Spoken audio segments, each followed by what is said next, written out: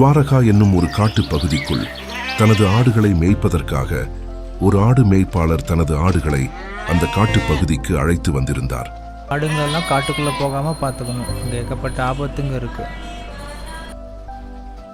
அங்கு சுற்று திரிந்து கொண்டிருந்த முயல்களை ஒரு ஆடு உற்று கவனித்துக் கொண்டிருந்தது.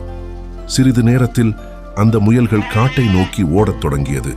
அதை பார்த்த அந்த ஆடு அதுவும் அந்த முயலை பின்தொடர்ந்து காட்டுப் பகுதிக்கு சென்றது.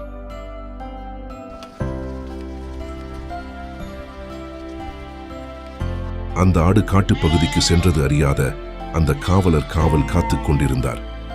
அந்த சமயம் உணவை தேடி ஒரு சிங்கம் காட்டுக்குள் உலாவிக் கொண்டிருந்தது. அப்பொழுது அங்கு திரிந்து கொண்டிருக்கும் ஆட்டினை சிங்கம் பார்க்கிறது. மெதுவாக ஆட்டை நெருங்குகிறது. ஆடு சிங்கம் வந்ததை அறிந்ததும் ஓடத் தொடங்கியது. உடனே சிங்கமும் பின்தொடர்ந்து ஓடியது. அப்பொழுது சிங்கம் ஆட்டினை தாக்கத் தொடங்கியது. ஆடு அங்கேயே சுருண்டு இறந்தது. அந்த சிங்கம் ஆட்டினை அங்கே உணவாக தின்றது. காட்டுக்குள் கேட்ட இந்த சத்தத்தினை காவலர் கேட்டவுடன் காட்டுப் பகுதிக்கு ஓடத் தொடங்கினார்.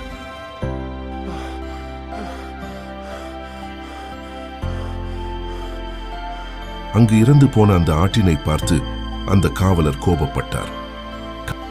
அந்த சிங்கத்தை தேடி கண்டுபிடிச்சு உடனே கொன்னாகணும், இல்லைன்னா மீதி இருக்க ஆடுக்கும் ஆபத்தாயிடும். அந்த சிங்கம் அங்கு மெய்து கொண்டிருந்த ஆட்டை வேட்டையாடும் நோக்கத்தில் அங்கு வந்தது. உடனே அங்கிருந்த ஆடுகள் எல்லாம் காட்டுக்குள் ஓடத் தொடங்கியது.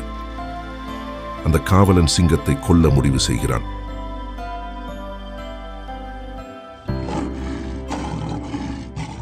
கையில் இருக்கும் கொம்பை வைத்து சரமாரியாக அந்த சிங்கத்தை தாக்குகிறார் அந்த காவலன். வலி தாங்க முடியாமல் சிங்கம் அங்கேயே சுருண்டு இறக்கிறது. அந்த காவலன் அவனது ஆடுகளை காப்பாற்றிய தெம்புடன் அங்கிருந்து செல்கிறான்.